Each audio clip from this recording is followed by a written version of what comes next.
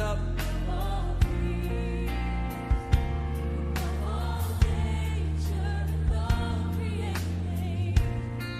With all wisdom.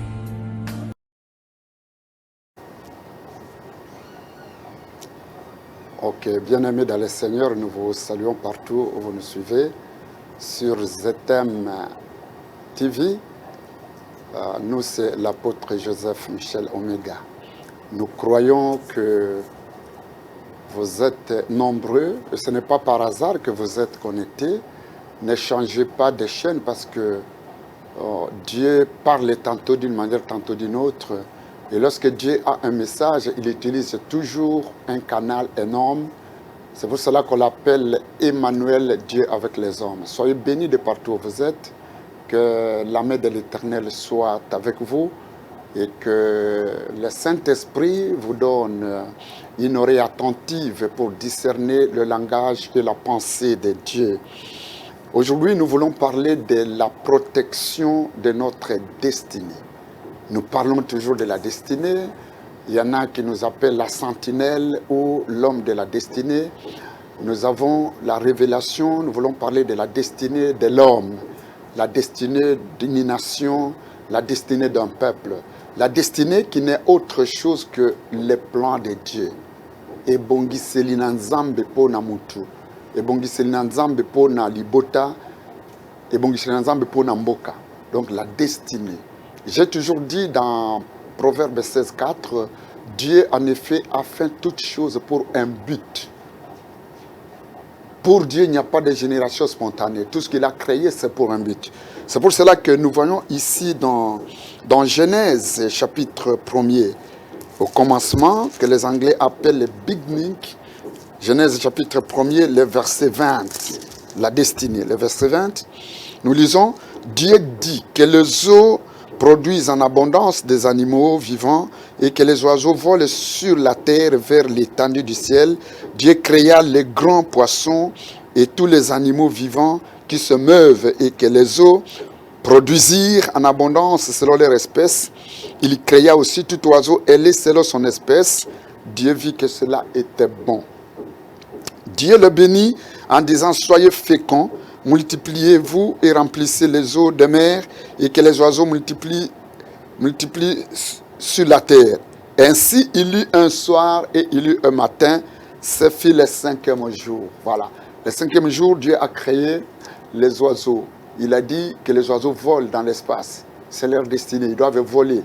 Que les animaux se meuvent dans les eaux, dans les forêts. Donc, et Dieu créa aussi l'homme. Dans Genèse 2,7, Dieu créa aussi l'homme. Il créa un jardin d'Éden parce que nous parlons de la protection de notre destinée.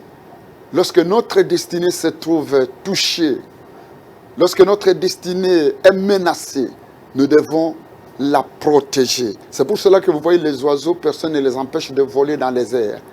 Les poissons, personne n'empêche aux poissons de vivre dans l'eau parce que c'est ça leur destinée.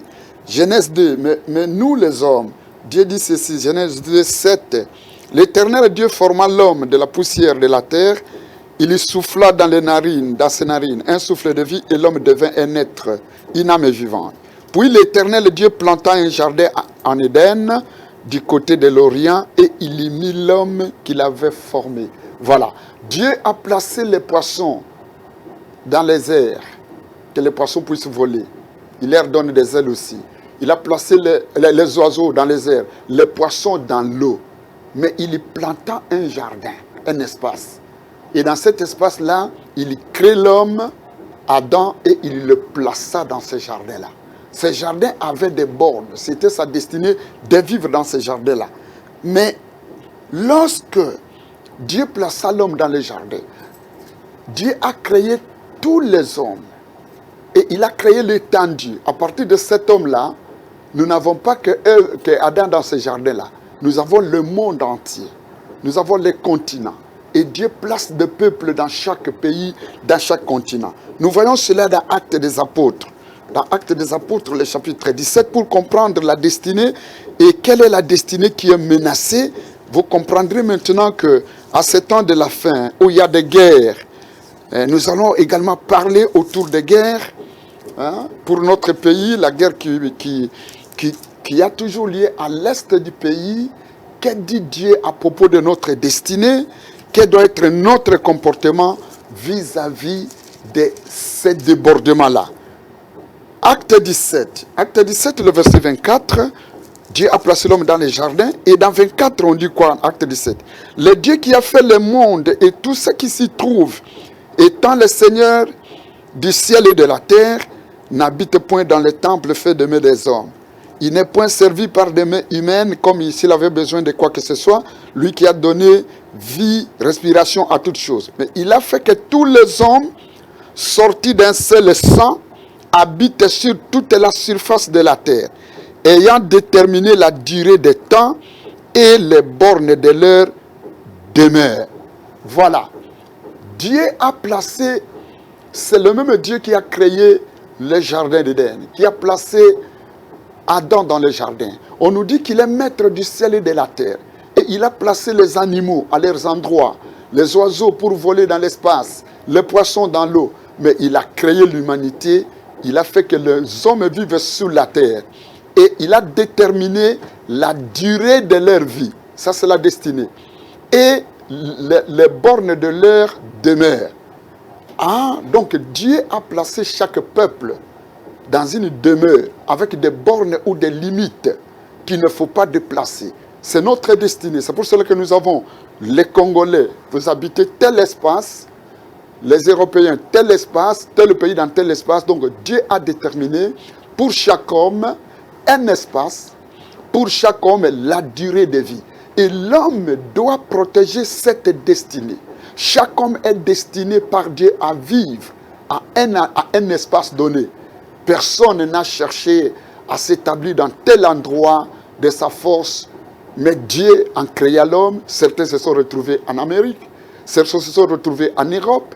Ces limites-là, Dieu veut que nous puissions le respecter. Mais lorsque nous lisons dans Job, chapitre 24, c'est là notre titre qui passe sur le petit écran.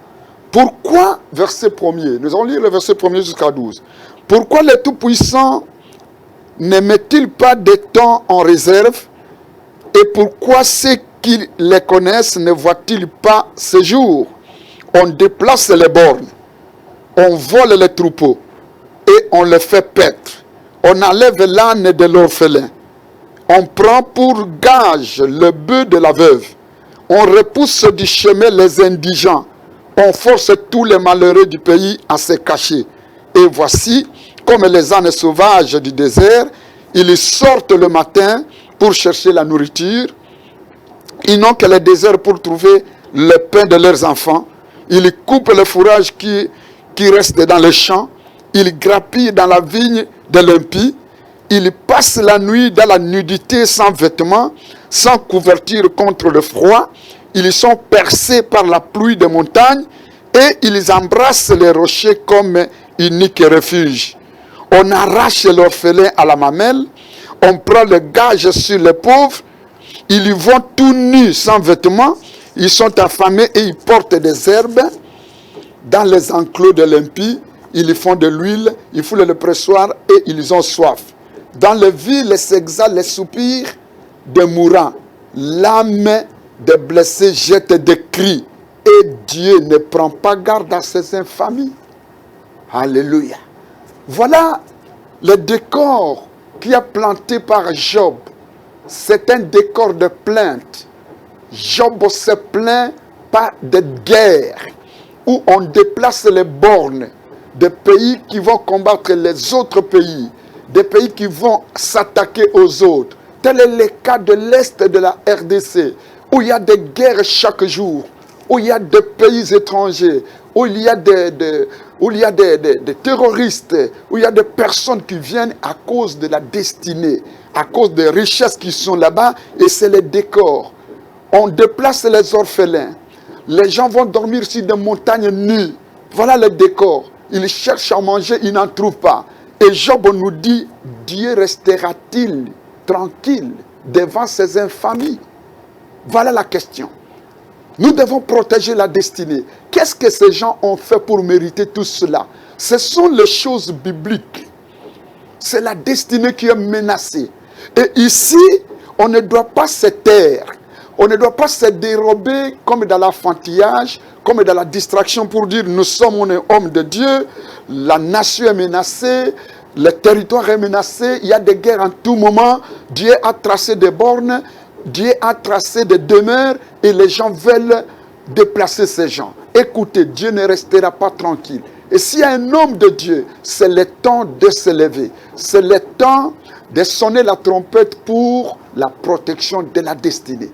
Votre territoire, votre nation, c'est votre destinée. Parce que nous avons lu dans Acte 17, où on nous avait dit, 24 jusqu'à 27, que Dieu qui a créé le ciel et la terre a limité les bornes. La durée de vie des gens, Dieu a déterminé cela, il a déterminé des bornes et Dieu ne peut pas accepter qu'on puisse déplacer les innocents, que les orphelins pleurent, qu'il y ait des gens qui dorment dehors, qu'il y ait des gens qui sont là affamés et qui ne font que demander au Conseil des réfugiés. Quelle doit être l'attitude d'un enfant de Dieu? Quelle doit être l'attitude de l'Église? Parce qu'ici, c'est la destinée qui est menacée. Et pendant ce temps, nous allons faire des veillées de prière pour chasser la sorcellerie, pour chasser l'esprit des morts. Mais ce qui se passe là-bas, c'est déjà l'esprit des morts. Quelle attitude, quelle prière, quel séminaire? Non, l'Église devrait se lever. Les enfants de Dieu devraient se lever pour prier parce que c'est la destinée qui est menacée. Des orphelins, des veuves, des gens innocents, des animaux qui se déplacent en tout moment et que la guerre continue. Non, Dieu ne peut pas rester tranquille devant ce genre d'infamie. C'est pour cela que dans Jérémie, le chapitre 29, Dieu nous dit ceci, 29, 7 jusqu'à 9. Priez pour le pays dans lequel vous vivez. Priez pour le pays dans lequel vous vivez. De son bonheur dépend le vôtre. Il y a des innocents qui se déplacent. Et pourquoi il y a tout cela? À la base, il y a des motivations. C'est la destinée qui a demandé de s'établir dans ces collines-là. C'est Dieu qui a donné cette terre à certaines personnes. Personne n'a droit de déplacer, comme nous dit la Bible dans Deutéronome, on ne peut pas déplacer les bornes anciennes. Et ici, l'attitude des enfants de Dieu, l'attitude des fils de Dieu, l'attitude de l'Église, c'est de pouvoir s'adresser à Dieu, des prières, également des séminaires. Vous ne pouvez pas être complice. Ce que Dieu vous a donné, c'est votre destinée. Vous ne pouvez pas vendre votre terrain. Vous ne pouvez pas céder à autrui. Vous devez défendre cela par la prière. Parce que ici, la Bible nous dit, priez pour la nation que Dieu vous a donnée, dans laquelle vous vivez. Vous devez faire des séminaires. Tout le monde doit se mobiliser dans la prière pour la nation à cet instant. Pendant que le pays est menacé, pendant que les gens dorment dehors, Job nous dit, pendant que les orphelins pleurent, pendant que les gens manquent à manger, et moi je fais un séminaire où je ne fais que chasser les démons de la sorcellerie. Oui, les sorciers tuent, mais est-ce que la guerre ne tue pas? Ça c'est plus que la sorcellerie. Des milliers de gens qui doivent quitter leur demeure, qui doivent se déplacer en tout moment. Dieu ne peut pas rester insensible. Et Dieu travaille avec les hommes. L'Église est l'épouse du Christ. L'Église doit travailler pour cela. L'Église doit s'élever par des prières, par des sensibilisations. Parce que la terre est sacrée. Parce que les bornes que Dieu a tracées, l'espace que Dieu a donné à un tel peuple, vous n'avez aucun droit de le déplacer, de violer cet espace. C'est ça. Or, nous ne devons pas être comme des enfants et être dans la distraction. Nous avons quelque chose que nous devons faire. L'Église a un rôle à jouer devant de tels désastres, surtout à ce temps de la fin, où la destinée des gens est menacée. L'attitude de l'Église doit être une attitude de réveil. Voyons dans Jérémie 29, 7. Recherchez les biens de la ville où je vous ai mené en captivité et priez l'Éternel en sa faveur parce que votre bonheur dépend du sien. Voilà.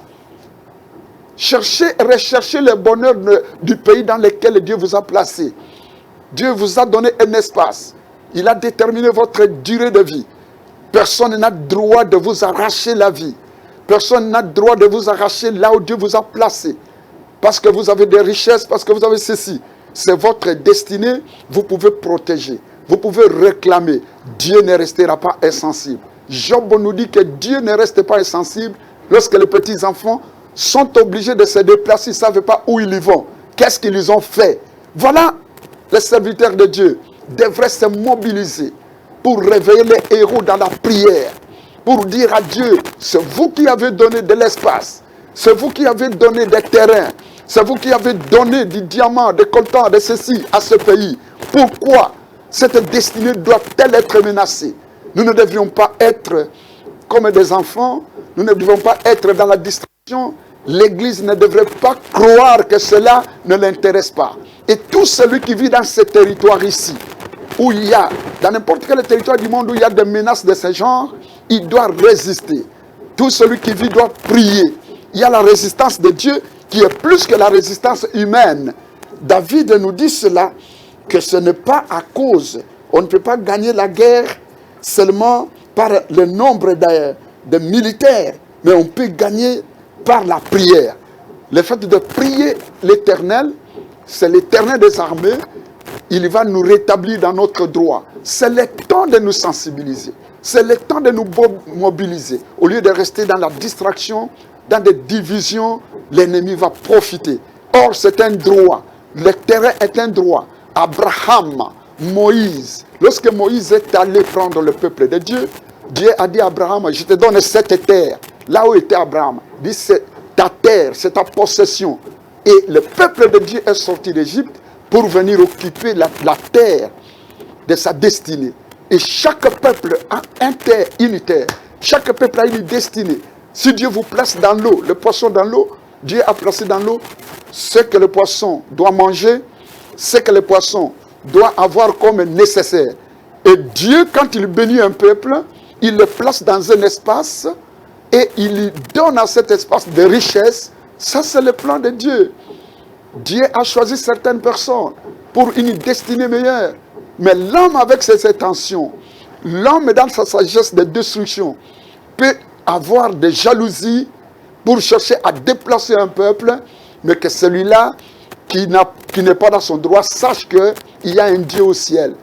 Et quand nous adresserons des prières à ce Dieu-là, qui a créé cet espace, Dieu ne peut pas se dédire. Il va donner le droit à celui qui est propriétaire. C'est pour cela que la Bible dit, demandez, il vous sera donné. Frappez, on vous ouvrira. Réclamez, et on vous rétablira. Oui, bien-aimés dans le Seigneur, c'est ainsi que nous voyons ici l'attitude de Josaphat. Dans 2 Chroniques 20, 1er jusqu'à 11, on vient dire à Josaphat, je m'excuse, qu'il est menacé. On vient lui dire qu'il y a un peuple qui menace Josaphat.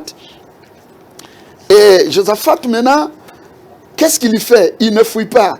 Josaphat se prépare avec le peuple pour commencer à combattre. 2 Chroniques 20.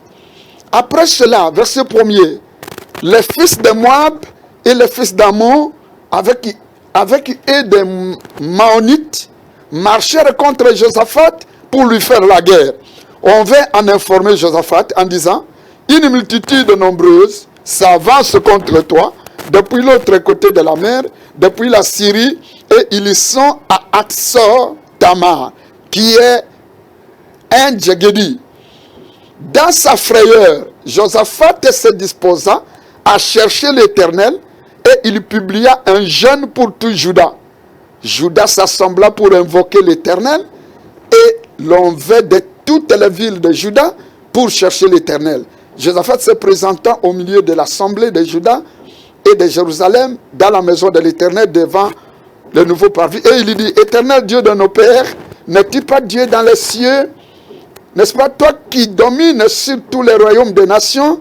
N'est-ce pas toi qui as en main la force et la puissance et que nul ne peut résister? N'est-ce pas toi, ô Dieu, qui as chassé les habitants de ce pays devant ton peuple et qui l'a donné pour toujours à la postérité d'Abraham à qui les mains Alléluia. Voilà ici, on informe Josaphat qu'il y a des peuples qui sont en train de lui en vouloir, qui veulent lui faire la guerre. De l'autre côté, Josaphat était roi. Il avait une armée. Mais la première chose que Josaphat fait, c'est d'aller auprès de l'Éternel. Il convoque un jeûne. Il publie une prière. Il dit, nous allons demander à Dieu. C'est lui qui a donné à Abraham cette terre. C'est Dieu qui nous a donné. Voilà la prière lorsque vous êtes menacé dans votre emploi. Vous êtes menacé dans votre destinée, dans votre mariage. Vous allez dire à Dieu, Seigneur, ce n'est pas vous qui avez dit, l'homme ne restera pas seul, la femme ne restera pas seule. C'est toi qui nous as donné ce mariage. Pourquoi on veut nous ravir notre destinée? Vous avez votre territoire. L'ennemi vous menace à cause des richesses que vous avez. Vous devez recourir à Dieu qui a donné ces richesses-là. La première chose, c'est l'intention de prière. Quand vous êtes menacé, quand votre destinée est convoitée par d'autres personnes, c'est la prière. C'est le moment de revenir à Dieu. Et Josaphat a fait cette guerre quand vous descendez vers la fin. Josaphat n'a même pas combattu. Josaphat a reçu le message du prophète. Et le prophète leur a dit, placez les chantres devant, commencez à chanter. Lorsqu'on chantait, Dieu a placé l'embuscade et les ennemis du peuple de Josaphat sont tombés. C'est Dieu-là de Josaphat. Il est le même hier, aujourd'hui, éternellement. Bien-aimés dans le Seigneur, sachez que nos destinées sont menacées. La destinée, le bonheur, la prospérité, tout ce que Dieu te donne comme une promesse, comme ta destinée, il y en a d'autres qui voient cela de mauvais œil. Mais lorsque vous êtes menacé, qu'est-ce que vous devez faire? Vous devez protéger votre destinée. Vous devez recourir à celui qui vous a donné cette promesse-là, à celui qui vous a établi pour que vous soyez rétabli dans votre dignité. Le diable, c'est un voleur. Et lorsqu'il y a un tel problème, il y en a qui ne tiennent pas compte. Lorsque leur territoire est menacé, lorsque c'est leur pays qui est en guerre, il y en a qui ne prient pas. Il y en a qui sont dans la distraction. Il y en a qui ne sont que lorsqu'une famille est menacée. Et les autres membres, ils ne voient pas que ceci nous concerne. Non. Lorsqu'une destinée, lorsqu'une attaque vient contre une famille, il faut que la famille se mobilise. Lorsqu'il y a une attaque, une agression contre un pays, vous vous trouvez innocent, vous êtes dans vos droits, on veut vous ravir, Dieu vous élève, quelqu'un veut vous ravir, vous devez vous concentrer, vous ne devez pas être distrait et parler à Dieu, c'est ce qu'on appelle la prière. Invoquer Dieu, sensibiliser les gens, convoquer la prière dans des instants comme ceci, où l'Est de notre pays est menacé, est constamment en guerre. Il fallait qu'on trouve des jeûnes et des prières partout. Que les gens disent à Dieu, pourquoi ces choses, pourquoi les orphelins marchent comme Job dit. Dieu, tu ne peux pas rester insensible à une telle infamie. Qu'est-ce que nous avons fait pour mériter cela? Et Dieu qui donne la force, Dieu qui donne la puissance, il va vous donner la victoire comme il a donné à David. Parce que Goliath est venu pour pouvoir déloger le peuple de Dieu, pour pouvoir placer un défi, lancer un défi au peuple de Dieu. Mais ce qui était avec Saoul, au lieu de se mobiliser, au lieu de ramasser la pierre qui est Jésus, au lieu de recourir à Jésus, au lieu de recourir d'abord à Dieu, ils ont fui, ils fouillaient. Et le petit David qui a pris la pierre, il a fait tomber Goliath et tout le monde a applaudi. Bien-aimé, notre Dieu est invincible. Notre Dieu est fidèle à ses promesses. Notre Dieu ne peut pas se dédire. Si tu vois que c'est que tu es dans tes droits et on te combat et on veut te ravir tes droits, tu dois résister. Tu dois résister. L'église doit résister par des prières. L'église doit se lever. L'église doit se mobiliser. Nous avons ici Naboth. Nous avons Naboth dans 1 Roi chapitre 21, verset 1er jusqu'à 3. 1 Roi chapitre 21, verset 1er jusqu'à 3. La réponse de Naboth est en train de me surprendre. Naboth. 1 Roi 21, 1er jusqu'à 3. Je ne vais pas arriver jusqu'à la fin. Après ces choses, voici ce qui arriva. Naboth de Jezreel avait une vigne à Jezreel à côté du palais d'Akab, roi de Samarie. Et Akab parlait à Naboth, cède-moi ta vigne pour que j'en fasse un jardin potager, car elle est toute Elle est tout près de ma maison. Je te donnerai à la place une vigne meilleure, ou si cela te convient, je payerai la valeur en argent. Mais Naboth répondit à Akab, que l'Éternel me garde de te donner l'héritage de mes pères. Alléluia. Ici, il y a un roi qui veut ravir par jalousie, par convoitise. Akab veut ravir les jardins, la vigne de Naboth. Oh, vendez-moi ça, cédez-moi ça. Il y en a comme ça qui sont complices, qui sont en train de vendre leur pays, qui sont en train de vendre leur destinée, qui sont en train de vendre leur héritage pour un avantage. Non, si tu es un enfant, un fils de Dieu, si tu es quelqu'un qui est mûr, qui a la maturité, tu ne peux pas céder. Naboth dit au roi Akab, malgré ton argent, ça c'est l'héritage de mes parents. Je ne peux pas te donner l'héritage de mes parents. Ce que Dieu t'a donné, c'est que Dieu, ta bénédiction, même si les gens te combattent, les gens veulent te faire tomber par erreur, par des influences, tu ne dois pas céder. Tu ne dois pas être comme un enfant. Donc il faut défendre la destinée. Ici, même si Naboth n'avait pas d'armée, même si Naboth était un pauvre, et il était face à un roi, un multimilliardaire, mais il a dit, je protège ma destinée. Je ne peux pas céder l'héritage de mes parents. Mais alors, Naboth a subi des problèmes, mais Dieu a vengé Naboth. La femme d'Akab a fait des histoires, a tramé un conflit pour tuer Naboth, pour s'emparer de son champ. Mais le Dieu de justice a dit, cette vigne-là n'appartient pas à Akab. Dieu a rétabli, Dieu a maudit Akab, Dieu a maudit sa famille, Dieu a détruit Akab. Jézabel a été mangée par des chiens. Bien-aimés dans le Seigneur, nous devons défendre notre destinée. Si nous sommes matures, nous devons défendre notre destinée. Au lieu de rester dans la distraction, au lieu de rester dans des plaintes inutiles, dans des divisions, en des moments comme ceci, où votre destinée est menacée, vous devez vous retrouver ensemble. Voilà, c'est pour cela que nous, à l'église de la Place du Salut, nous organisons un séminaire. Nous avons un séminaire de 5 jours pour la fin de ce mois, pour la protection de nos destinées. Et nous prierons également pour la nation. Nous commençons demain, à partir de 16h30. Demain, jeudi, vendredi, on termine le samedi et dimanche, on clôture. Sur Kigoma-Massa 35 dans la commune de Kinshasa, nous devons défendre notre destinée. Nous devons prier pour notre nation. C'est le moment de faire des prières et des jeûnes. C'est le moment d'être dans l'unité. Quand vous êtes menacés, soyez unis. Mettez de côté vos différends.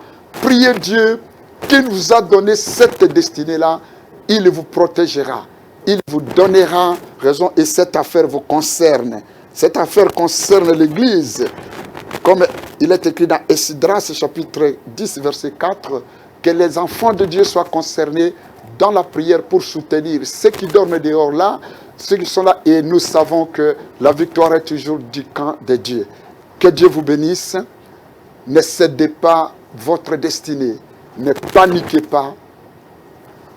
Avec Dieu, nous ferons des exploits. Psaume 60, verset 14. Nous prions pour nos militaires, nous prions pour les autorités, nous prions pour l'intégralité de notre pays. Et avec Dieu, nous sommes plus que vainqueurs. Que Dieu vous bénisse. C'était l'apôtre Joseph Michel Omega de l'église La Place du Salut, située sur Kigoma, numéro 135, commune de Kinshasa, accompagné de frère Thomas et de l'apôtre du pasteur Gilmar Maël. Soyez bénis partout. Que Dieu vous bénisse. Protégez votre destinée. Ne soyez pas comme des enfants. Recourez à Dieu. Vous serez vainqueurs. Merci. Above all powers, lifted up.